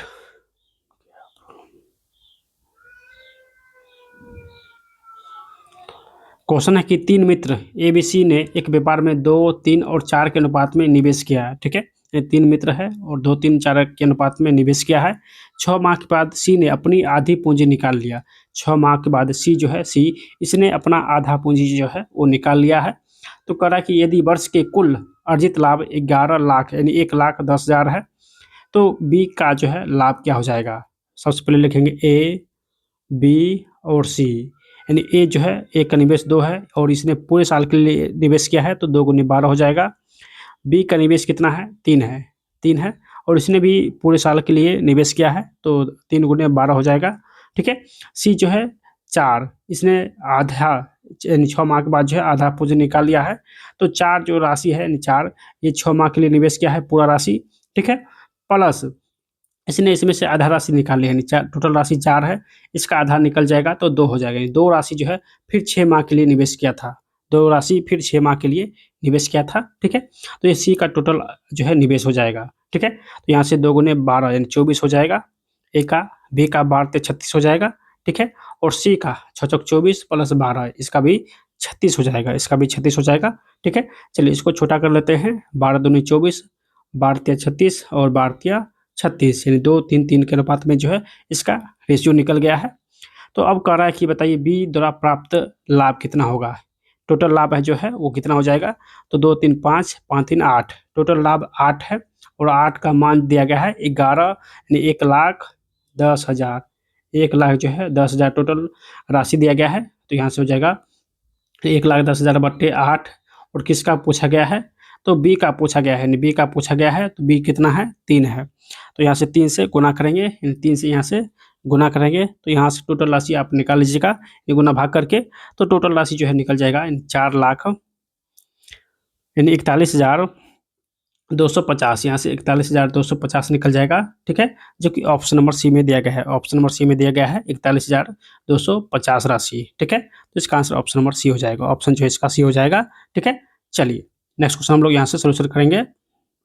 देखिए ये भी जो है ग्राफ का ही क्वेश्चन है और सिंपल क्वेश्चन है, ठीक है, इसमें कोई झोल नहीं है। देखिए क्वेश्चन क्या कहा गया है, एक बार आप लोग इसको अच्छे से देख लीजिएगा। चलिए क्वेश्चन बोला गया है कि कॉलेज बी में पढ़ने वाली लड़कियों की संख्या, कॉलेज बी कहाँ है, कॉलेज बी यहाँ पर है। कॉलेज बी में पढ़ने वाले लड़कियों की संख्या सभी कॉलेज में पढ़ने वाली लड़कियों की कुल संख्या का कितना प्रतिशत है। तो कॉलेज बी में देखिए ये ऊपर वाला लड़का है और नीचे वाला लड़कियां हैं, तो टोटल लड़कियां यहाँ से हम लोग निकाल लेंगे, यानी सभी लड़कियां का हम लोग योग करेंगे, तो टोटल योग कितना हो जाएगा, तो 680 हो जाएगा। और कॉलेज बी में कितना लड़की है, तो 170 लड़की है, 170 लड़की है। तो कॉलेज बी का हम लोग यहाँ से निकाल लेंगे, यानी कॉलेज बी का यहाँ से हम लोग निकालेंगे, तो 170 बट्टे टोटल लड़की कितना है, तो 680 है, टोटल 680 है, गुना 100 करेंगे तो प्रतिशत जो है यहाँ से निकल जाएगा, प्रतिशत जो है यहाँ से निकल जाएगा, ठीक है। 1 जीरो से 1 जीरो खत्म, 17 चौके 68 और 4 से यहाँ से भाग देंगे तो 25 हो जाएगा, यानी 25% जो है वो निकल जाएगा कॉलेज बी में लड़कियों की संख्या, ठीक है, जो कि ऑप्शन नंबर बी में दिया गया है, ऑप्शन बी में दिया गया है 25%, ठीक है। चलिए नेक्स्ट क्वेश्चन क्या है, देखिए ये क्वेश्चन जो है शानदार है, ठीक है। चलिए इसको भी सोल्यूशन करते हैं। चलिए कहा कि एक रेलगाड़ी है जो कि 121 मीटर लंबे पुल को, यानी एक पुल है जो कि 121 मीटर लंबा है, 121 मीटर जो है ये लंबा है, ठीक है। 121 मीटर लंबे पुल को पार करने में 62 सेकेंड लेता है, 62 सेकेंड लेता है, ठीक है। यदि यही रेलगाड़ी पुल पर खड़े, मान से पुल पर एक आदमी खड़ा है, ठीक है, पुल पर खड़े एक आदमी को पार करने में 51 सेकंड लेता है, 51 सेकंड लेता है। तो रेलगाड़ी की लंबाई ज्ञात करें, यानी रेलगाड़ी की लंबाई आपसे पूछा है। दोस्तों, जब भी रेलगाड़ी किसी लंबे प्लेटफॉर्म, पुल या गुफा को पार करेगा, तो रेलगाड़ी अपनी लंबाई और उस गुफा या प्लेटफॉर्म की लंबाई का योग जो है, दोनों का योग जो है जुट जाएगा, ठीक है। तो यहाँ पे रेलगाड़ी की लंबाई 121 मीटर है, ठीक है, लेकिन ट्रेन की लंबाई जो है वो नहीं दिया गया है, तो इसको x मान लेंगे, ठीक है। कुल दूरी बटे कुल समय, तो समय कितना लग रहा है, तो 62 सेकंड, इसको 62 सेकंड यहाँ देंगे, ठीक है। बराबर बराबर जो है, अगर किसी आदमी को कोई रेलगाड़ी पार करेगा, तो खुद की लंबाई, रेलगाड़ी खुद की लंबाई को पार करेगा, ठीक है। तो रेलगाड़ी की टोटल लंबाई कितना है, तो रेलगाड़ी जो है इसका टोटल लंबाई जो है एक्स मानेंगे, क्योंकि रेलगाड़ी जो है इसका लंबाई यहाँ पे नहीं दिया गया है। तो रेलगाड़ी की लंबाई एक्स है, बट रेलगाड़ी जो है इस लंबाई को पार करने में कितना समय लग रहा है, तो 51 सेकेंड, यानी एक आदमी को पार करने में इसको 51 सेकेंड लग रहा है, ठीक है। तो यहाँ पे 51 देंगे, ठीक है। तो यहाँ से एक्स का मान निकल जाएगा, जो कि एक्स क्या है, तो रेलगाड़ी का लंबाई है। एक्स क्या है, तो रेलगाड़ी का लंबाई, ठीक है। तो यहाँ से जब 121 प्लस एक्स बट्टे 62, एक्स बट्टे 51 हो जाएगा, ठीक है। चलिए, यहाँ से जब गुना भाग कीजिएगा, तो 51 इंटू 121 प्लस एक्स हो जाएगा, बराबर 62 एक्स हो जाएगा, ठीक है। यहाँ से एक्स का जो मान निकल जाएगा वो 561 निकल जाएगा, ठीक है। 561 क्या है, तो ये रेलगाड़ी की लंबाई है, रेलगाड़ी की लंबाई है, जो कि ऑप्शन नंबर बी में दिया गया है, ठीक है। तो ऑप्शन इसका बी हो जाएगा। चलिए, नेक्स्ट क्वेश्चन क्या है कि 2 वर्ष के लिए 22,000 की एक राशि पर चक्रवृद्धि ब्याज और साधारण ब्याज के बीच का अंतर 220 है, तो वार्षिक ब्याज दर क्या होगा, यानी रेट आपसे पूछा है, रेट क्या हो जाएगा, ठीक है। चलिए, यहाँ से हम लोग रेट निकालते हैं, ठीक है। रेट पूछा गया है, तो 2 वर्ष का जब CI और SI दिया रहे, CI और SI 2 वर्ष का दिया रहे, तो निकालने का जो है फॉर्मूला होता है, ठीक है, यानी अंतर, यानी इसका जो है फॉर्मूला होता है CI माइनस SI, यानी अंतर, दोनों का अंतर बराबर P इंटू R बट्टे 100 का स्क्वायर, P इंटू R बट्टे 100 का स्क्वायर हो जाएगा, ठीक है। CI और SI दोनों का अंतर दिया हुआ है 220 दिया गया है, ठीक है। तो 220 हो जाएगा, बराबर मूलधन जो है दिया गया है 22,000 जो है मूलधन दिया गया है, ठीक है। रेट जो है मालूम नहीं है, तो R स्क्वायर हो जाएगा बट्टे 100 गुने 100, यानी 100 का स्क्वायर 100 गुने 100 हो जाएगा, ठीक है। तो 2 जीरो से 2 जीरो खत्म हो जाएगा, 1 जीरो से 1 जीरो खत्म हो जाएगा, 22 से 22 खत्म हो जाएगा, यानी R स्क्वायर बराबर 100 हो जाएगा, R स्क्वायर बराबर 100 हो जाएगा। तो यहाँ से R का मान जो है √100 100 हो जाएगा, और R का मान जो है निकल जाएगा 10% निकल जाएगा, ठीक है। R का मान 10% हो जाएगा, जो कि ऑप्शन नंबर सी में दिया गया है, ठीक है, ऑप्शन सी में दिया गया है। चलिए, नेक्स्ट क्वेश्चन देखते हैं, ऑप्शन सी में दिया गया था। चलिए, नेक्स्ट क्वेश्चन क्या है, ये भी क्वेश्चन शानदार है। यदि जब किसी वस्तु को 18,122 रुपया में बेचा जाता है, तो इसी वस्तु को यानी करा कि यदि जब किसी वस्तु को 18,122 रुपये में बेचा जाता है, जब इसी वस्तु को यानी 9,061 रुपया में बेचे जाने वाली हानि से 21% अधिक लाभ अर्जित करती है, यानी इतना पर बेचने से, अगर इतना पर बेचते हैं, 9,000 से 18,000 पर बेचते हैं, तो इससे जो हानि होता है, इससे 21% अधिक लाभ अर्जित होता है, ठीक है। तो करा कि मूल यानी वस्तु का क्रय मूल्य क्या हो जाएगा, वस्तु का क्रय मूल्य क्या हो जाएगा, मान चलिए हानि जो है वो कितना हो रहा है, माना कि हानि जो है वो 100% हो रहा है, 100% हो रहा है, ठीक है। हानि से 21% का अधिक लाभ होता है, हानि 100 हो रहा है, तो लाभ कितना हो जाएगा, तो लाभ हो जाएगा 121%, 121% जो है वो लाभ हो जाएगा, ठीक है। अब दोनों का जो है यहाँ से हम लोग योग कर देंगे, यानी 121 प्लस 100, टोटल जो हो जाएगा 221 हो जाएगा, ठीक है। 221% जो है यहाँ से टोटल निकल जाएगा, 221%, और दोनों का अंतर यहाँ पे निकालेंगे, यानी 18,122 और 9,061 का हम लोग अंतर निकालेंगे, ठीक है। इसी का अंतर जो है यहाँ पे दिया गया है, 2 में से गया तो 1, 12 में से गया तो 6, और ये जो है 10 बच गया है, ठीक है। यहाँ पे 0 में से 0 जाएगा 0, और 18 में से 9 जाएगा तो 9, यानी 90 हो जाएगा, यानी अंतर 90 हो जाएगा। 221% का मान दिया हुआ है 90 जो है ठीक है। 221% का मान दिया गया है, तो यहाँ से 100% निकालेंगे, 100%, ठीक है। तो 90/61 जो है 221 गुने जो है 100, यहाँ से 100% का मान निकालेंगे, ठीक है। तो यहाँ से 100% का जो मान निकल जाएगा वो कितना निकल जाएगा, तो 4100 जो है 100% का मान निकल जाएगा, ठीक है। ये 100% का मान है, ये 100% का मान है, ठीक है। आपसे पूछा गया है कि बताइए मूलधन क्या हो जाएगा, तो मूलधन निकालने के लिए इसमें 90/61 जोड़ेंगे, मूलधन निकालने के लिए इसमें 90/61 को जो है जोड़ेंगे, तो टोटल मान जो है वो निकल जाएगा 13,161, 13,161 निकल जाएगा, जो कि ऑप्शन नंबर डी में दिया गया है, ठीक है। तो ऑप्शन इसका डी हो जाएगा। चलिए नेक्स्ट क्वेश्चन है, ग्राफ का ही है, ठीक है। तो इसको छोटा कर लेते हैं, ठीक है। चलिए इसको थोड़ा सा मिनिमाइज करते हैं। चलिए इसको यहाँ पे सलूशन करेंगे। करा कि विशेष वर्ष में पिछले वर्ष की तुलना में औसत वर्षों में वृद्धि या कमी का उच्चतम प्रतिशत कितना है, यानी उच्चतम प्रतिशत जो है वो कहाँ पर हो रहा है। तो जब ग्राफ को देखिएगा तो यहाँ पे देखिए 2002 में जो पिछले सभी में जो है वो वृद्धि ज़्यादा हो रहा है। ये जो है यहाँ पे दिल्ली है, ये दिल्ली है, और उसके बाद मुंबई है, ये मुंबई का रेखा है, ठीक है। और ये लास्ट वाला चेन्नई का रेखा है। तो यहाँ पे देखिएगा यहाँ तक मुंबई है, यहाँ तक जो है सॉरी यहाँ पे दिल्ली है, यहाँ पे मुंबई है, और यहाँ पे चेन्नई है। तो यहाँ पे देखिएगा वृद्धि ज़्यादा हो रहा है, ठीक है। यहाँ पे वृद्धि ज़्यादा हो रहा है, लेकिन आपसे पूछा गया कि बताइए प्रतिशत में वृद्धि कितना हो रहा है। तो ये तीनों का योग करेंगे तो 8 7 15 5 20 4 24 240 हो जाएगा, और औसत निकालेंगे तो 3 से भाग देंगे तो यहाँ पे 80 हो जाएगा, ठीक है।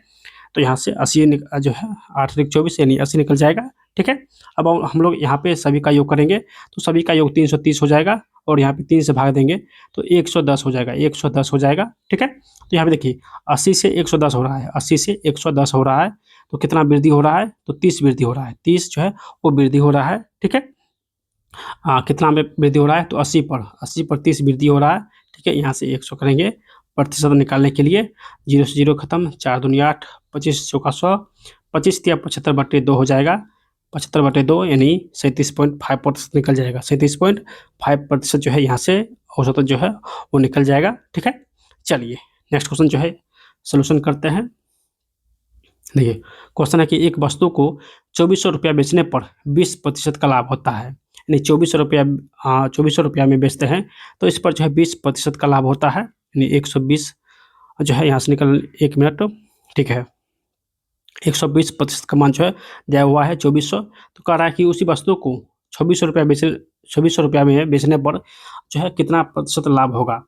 तो 120% का मान दिया हुआ है 2400, तो यहाँ से 100% का मान निकालेंगे, ठीक है। यहाँ से 100% का मान निकालेंगे तो 2400 जो दिया गया है, ठीक है, यहाँ से 100% का मान निकालेंगे तो 2400/120 गुने 100, ठीक है।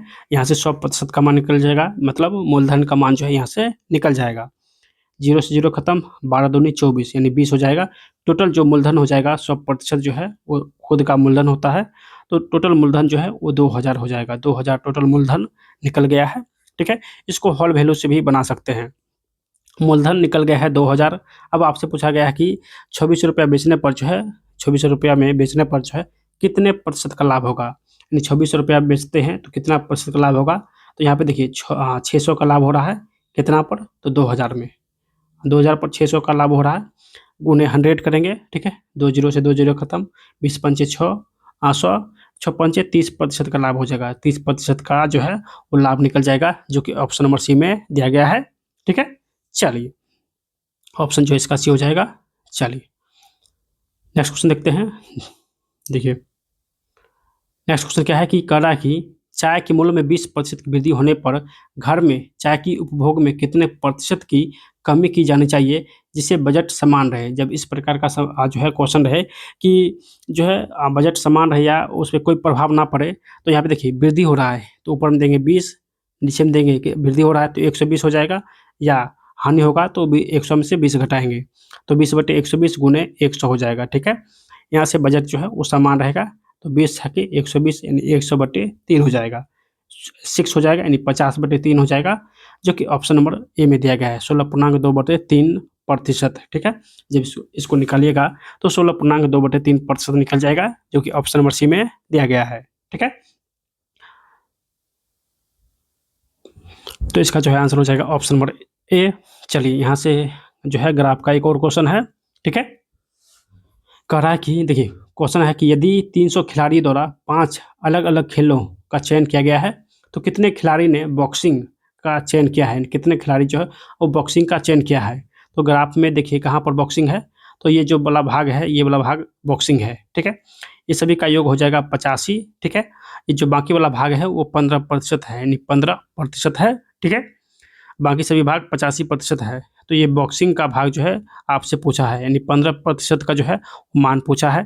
टोटल खिलाड़ी 300 है, टोटल खिलाड़ी 300 है।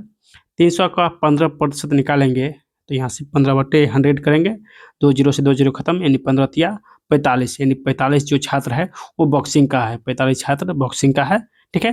तो ऑप्शन इसका सी हो जाएगा। चलिए नेक्स्ट क्वेश्चन देखते हैं। नेक्स्ट क्वेश्चन क्या है, क्वेश्चन है कि सीता, गीता और रीता ने एक व्यापार में 20,000, 50,000 और 40,000 का निवेश किया है, ठीक है। तो उनको एक वर्ष में प्राप्त कुल लाभ एक यानी 12,100 रुपया है, कुल लाभ भी दिया गया है। तो कह रहा जैसे उन्होंने अपने निवेश का अनुपात में बांट लिया है तो रीता को जो लाभ प्राप्त हुआ है वो कितना हुआ है। तो सबसे पहले सीता है तो सीता लिखेंगे, फिर गीता है, फिर रीता है, ठीक है। सभी का जो है हम लोग यहाँ पे डिजिट जो है जीरो का डिजिट यहाँ पे काट देंगे, यानी सभी का 4 डिजिट है तो सभी को यहाँ से काट देंगे। तो यहाँ पे हो जाएगा 2, 5 और 4, 2, 5 और 4 हो जाएगा, ठीक है। तो सभी का रेशियो जो यहाँ से निकालेंगे तो यहाँ से रेशियो सभी का निकल गया है। तो टोटल योग कितना हो जाएगा, तो 5 2 7 4 11, 11 का मान दिया हुआ है कितना, तो 1,100 यानी 12,100 रुपया दिया गया है, ठीक है। तो यहाँ से रेशियो निकल जाएगा, यानी 11 11 121, 1100 निकल जाएगा, यानी एक का मान 1100 निकल जाएगा। आपको पूछा गया है कि रीता को जो लाभ प्राप्त हुआ है वो कितना हुआ है। तो रीता को 4 रेशियो में 4 प्राप्त हुआ है, तो 4 से गुना कीजिए तो 1100 गुणे 4 तो 4400 हो जाएगा, जो कि ऑप्शन नंबर डी में दिया गया है, ठीक है। तो इसका आंसर ऑप्शन नंबर जो है वो डी हो जाएगा। चलिए नेक्स्ट क्वेश्चन क्या है, देखिए नेक्स्ट क्वेश्चन है कि ए 11, 23 और 17 का औसत 15 है, ठीक है। ए प्लस 11 प्लस 23 प्लस 17 कि 4 संख्या है तो बट्टा 4 देंगे। सभी का औसत कितना है, तो 15 है। तो ए और सभी का योग कीजिएगा, तीनों का योग, तो तीनों का जो है योग कितना निकल जाएगा, तो तीनों का योग 51 हो जाएगा, तीनों का योग 51 हो जाएगा। और कोनिया कोनी यहाँ पे गुना कीजिएगा तो 15 चौके 60 हो जाएगा, ठीक है। तो यहाँ से ए का मान जो है कितना निकल जाएगा, तो यहाँ से ए का मान 9 हो जाएगा, ए का मान 9 निकल जाएगा, ठीक है। चलिए अब कह रहा है कि ए बी 12 25 का औसत 16 है, यानी ए बी प्लस 12 प्लस 25, 1 2 3 4 4 है तो 4 से बट्टा 4 देंगे, बराबर सभी का औसत 16 है, ठीक है। बट्टा कुछ नहीं है तो 1 देंगे। चलिए सभी को जोड़िए, ए प्लस बी प्लस 12 और 25 को जोड़िएगा तो 5 2 7 और 2 1 3 37 हो जाएगा। और 4 इधर आके गुना हो जाएगा, 16 चौके 64 हो जाएगा, ठीक है। यहाँ पर देखिए ए का मान कितना निकला है, तो 3, यहाँ पे सॉरी 9 निकला है, तो यहाँ पे 9 देंगे प्लस बी प्लस 37 बराबर 64, ठीक है। यहाँ से बी का मान निकल जाएगा, बी बराबर 64 माइनस 37 को 9 को जोड़िए तो 37 9 9 9 7 16 यानी 46 हो जाएगा, ठीक है। तो यहाँ से जो है बी का मान कितना हो जाएगा, तो बी का मान निकल जाएगा यानी 814, एक यानी 18 जो है वो बी का मान यहाँ से निकल जाएगा, ठीक है। यानी बी का मान 18 और ए का मान 9। आपसे पूछा गया है कि यानी यहाँ पे छूट गया है, यानी ए बटा बी क्या हो जाएगा, तो ए का मान 9 है, ए का मान 9 निकाले हैं और बी का मान 18 निकाले हैं। तो ए बटा बी यानी ए बटा बी बराबर 9/18 हो जाएगा, यानी 1/2 हो जाएगा। 1/2 जो है इसका आंसर हो जाएगा, ऑप्शन नंबर सी में दिया गया है, ठीक है। ऑप्शन जो है सी में दिया गया है 1/2, ठीक है। चलिए यहाँ से जो है ओरिजिन का क्वेश्चन स्टार्ट होता है। चलिए क्वेश्चन क्या है, डी है, के है, ठीक है। इसका संबंध एल एस से है, ठीक है। तो एफ एम का संबंध किससे होगा, एफ एम का संबंध जो है किससे होगा, तो डी, डी से एल, यानी डी का मान 4 होता है और एल का मान 12 होता है। तो यहाँ देखिए 4 से 12 हुआ है, मतलब इसमें 8 जो है जोड़ा गया है। के 11 होता है और एस जो है 19 होता है। तो यहाँ पर भी देखिए, यहाँ पर भी 8 जोड़ा गया है, यहाँ पर भी 8 जो है जोड़ा गया है, ठीक है। उसी प्रकार यहाँ पे f का मान 6 होता है, इसमें जब 8 जोड़ेंगे यानी 8 जोड़ेंगे तो 8 6 14 यानी n हो जाएगा, ठीक है, 14 n हो जाएगा। m का मान 13 होता है, ठीक है। इसमें 8 जोड़ेंगे तो 8 3 11 यानी 21 हो जाएगा। और 21 किसका होता है, तो u का होता है, 21 u का होता है। तो n और u हो जाएगा, जो कि ऑप्शन नंबर डी में दिया गया है। n और u ऑप्शन नंबर डी में दिया गया है, ठीक है। चलिए, यहाँ पे कह रहा कि अगला छवि यानी यहाँ पे जो छवि होगा वो कौन सा हो जाएगा, ठीक है। चलिए इसको छोटा सा मिनिमाइज कर लेते हैं। कह रहा कि यहाँ अगला छवि जो है वो क्या होगा, अगला छवि क्या होगा, ठीक है।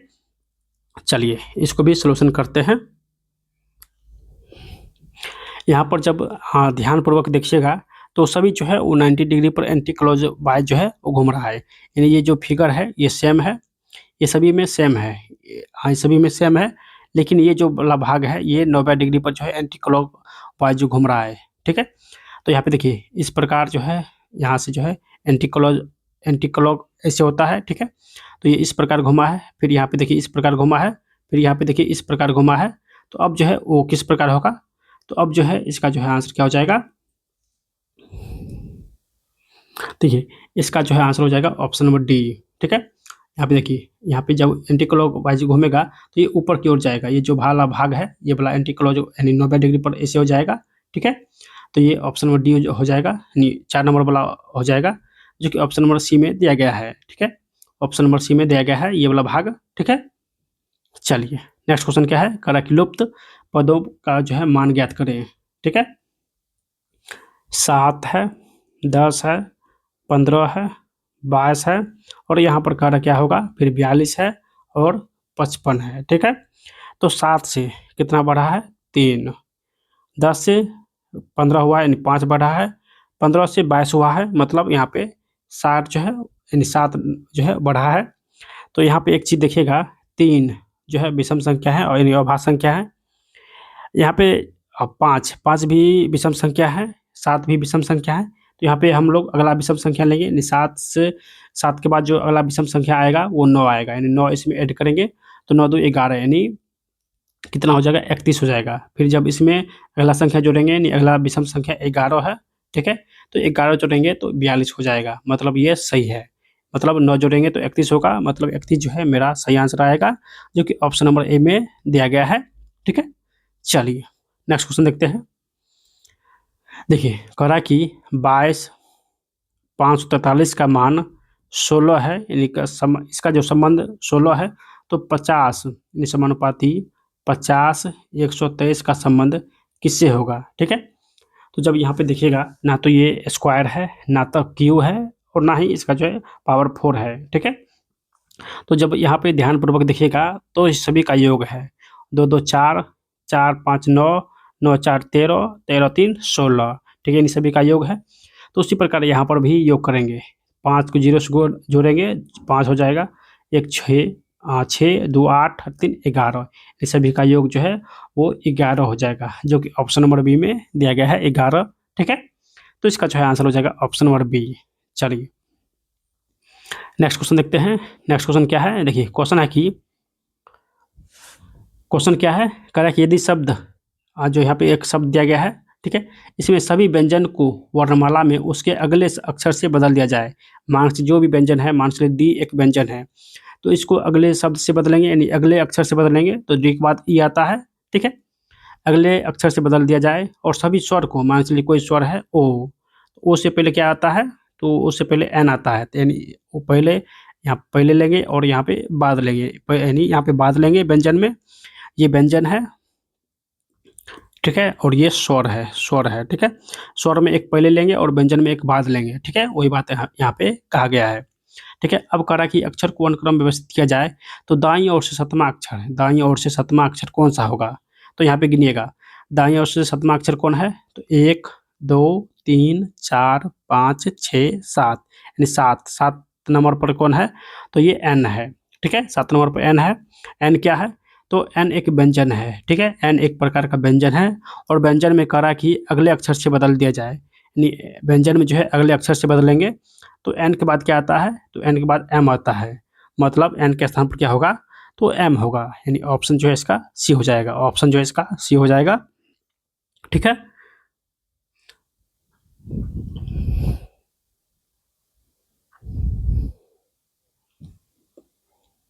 चलिए नेक्स्ट क्वेश्चन देखते हैं। नेक्स्ट क्वेश्चन कह रहा है कि इसमें जो शब्द एक दिया गया है यानी ई ओ के आई ओ, इसमें कह रहा है कौन भिन्न है, यानी चार में तीन एक समान होगा, ठीक है, और चौथा भिन्न होगा, तो कौन भिन्न है। देखिए ई ओ आई यू ये सभी स्वर है, जबकि के एक प्रकार का व्यंजन है, मतलब के जो है वो भिन्न है, मतलब के जो है इसका करेक्ट आंसर हो जाएगा, जो कि एक प्रकार का व्यंजन है। ठीक है, चलिए नेक्स्ट क्वेश्चन देखते हैं। कह रहा है यहाँ पर भी तीन समान है, ठीक है, तीन जो है किसी तरह समान होगा, लेकिन चौथा संगत होगा। कावेरी, कृष्णा, ब्रह्मपुत्र और गोदावरी, ये सभी जो है वो भारत से निकलने वाली नदियां हैं, ये सभी भारत से निकलने वाली नदियां हैं, जबकि जो ब्रह्मपुत्र है ये तिब्बत से निकलती है, ब्रह्मपुत्र और तिब्बत से निकलती है, तो इसका आंसर ऑप्शन नंबर सी हो जाएगा, जो कि ब्रह्मपुत्र और संगत हो जाएगा, ब्रह्मपुत्र और संगत हो जाएगा। ठीक है, चलिए यहाँ पे चार फिगर दिया गया है, 5, ठीक है, और कह रहा है कौन जो है असंगत है, कौन असंगत है। ठीक है, इसको ध्यानपूर्वक देखिएगा, तो यहाँ पे एक चीज़ आपको जो है दिखाई देगा कि देखिए बाहर यहाँ पे 4 है, ठीक है, त्रिभुज के बाहर जो है 4 जो है सर्कल है, लेकिन त्रिभुज के अंदर 3 सर्किल है, त्रिभुज के अंदर 3 सर्किल है। ठीक है, उसी प्रकार यहाँ पे देखिएगा, यहाँ पे षटकोण जो है इसके अंदर 2 सर्कल है और बाहर भी 2 सर्कल है। यहाँ पर भी देखिएगा अंदर 1 सर्किल तो बाहर भी 1 सर्किल, यहाँ पे देखिए अंदर 2 सर्किल तो बाहर भी 2 सर्किल, यहाँ पे अंदर 4 सर्किल तो बाहर भी 4 सर्किल, मतलब ये ऑप्शन नंबर ए में जो दिया गया है, ये आकृति ए में यहाँ पे 3 सर्किल है जबकि बाहर 4 सर्किल है, यानी ये भी असंगत हो जाएगा, यानी विषम हो जाएगा, यानी ऑप्शन जो है ए इसका करेक्ट हो जाएगा, जो कि यहाँ पे 4 सर्किल होना चाहिए, यानी इसके अंदर 4 सर्किल होना चाहिए, लेकिन इसके अंदर 3 सर्किल ही है। ठीक है, तो ऑप्शन ए जो है इसका जो है गलत आंसर हो जाएगा। ठीक है, चलिए नेक्स्ट क्वेश्चन देखते हैं। कह रहा कि बी, एक मिनट, देखिए बी है, वाई है, फिर डी है, भी, एच, पी, एन, जी, तो अगला शब्द क्या होगा।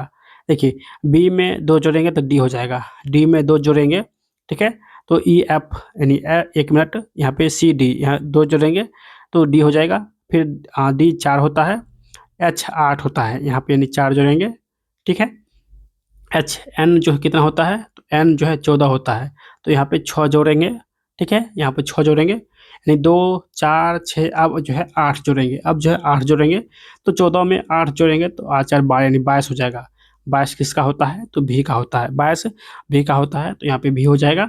ठीक है, उसके बाद देखिए यहाँ पे जो है वाई है और यहाँ पे भी है, यानी वाई से भी आने में 3 माइनस होगा, यहाँ पे 3 माइनस होगा। ठीक है, भी से पी आने में यहाँ पे 6 माइनस हुआ है। ठीक है, पी से जी आने में यहाँ पे जो है 9 माइनस हुआ है।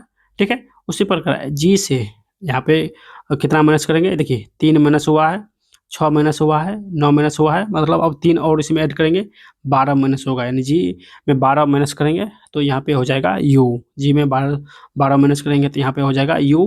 ठीक है, तो भी यू हो जाएगा इसका करेक्ट आंसर, जो कि ऑप्शन नंबर सी में दिया गया है। ठीक है, ऑप्शन नंबर सी में दिया गया है। चलिए यहाँ से स्टार्ट करते हैं। यहाँ से नेक्स्ट क्वेश्चन है कि प्राइमरी की पर स्वचालित रूप से कौन सा गुण लागू होता है। तो प्राइमरी की पर स्वचालित रूप से कौन सा गुण लागू होता है, तो इसका जो है आंसर हो जाएगा दोस्तों ऑप्शन नंबर सी, यह हमेशा अद्वितीय होता है, और NULL यानी एक मिनट,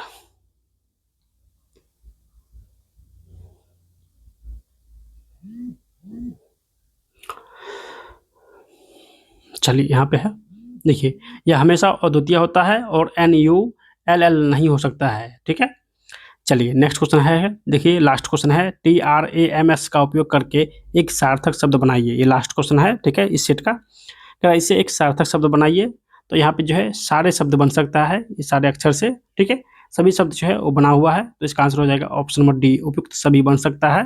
ठीक है, तो इस सेट में हम लोग सारे क्वेश्चन जो है अच्छे तरीके से जो है सलूशन कर चुके हैं। अगर आप लोग पिछला सेट जो है 1 से लेकर 12 तक नहीं देखे हैं, ठीक है, तो प्लेलिस्ट चेक कर लीजिएगा, वहाँ से जो है आप लोग को मिल जाएगा। अगर आप लोग चाहते हैं कि नेक्स्ट सेट जल्द ही अपलोड हो, यानी सेट नंबर 14 जल्द ही अपलोड हो, तो जल्दी से आप लोग इस वीडियो को अधिक से अधिक शेयर कीजिए, सपोर्ट कीजिए, और जो भी साथी अभी तक सब्सक्राइब नहीं किए सब्सक्राइब कीजिए। और कमेंट बॉक्स में जो है आप लोग सेट नंबर 12 लिखना मत भूलिएगा, ठीक है, सॉरी 14 लिखना मत भूलिएगा। सभी लोग कमेंट बॉक्स में 14 नंबर सेट लिखकर जो है जल्दी से कमेंट कीजिए, ठीक है। आप लोग को नेक्स्ट सेट जो है जल्द ही मिल जाएगा, ठीक है। चलिए मिलते हैं दोस्तों नेक्स्ट वीडियो में, तब तक बाय।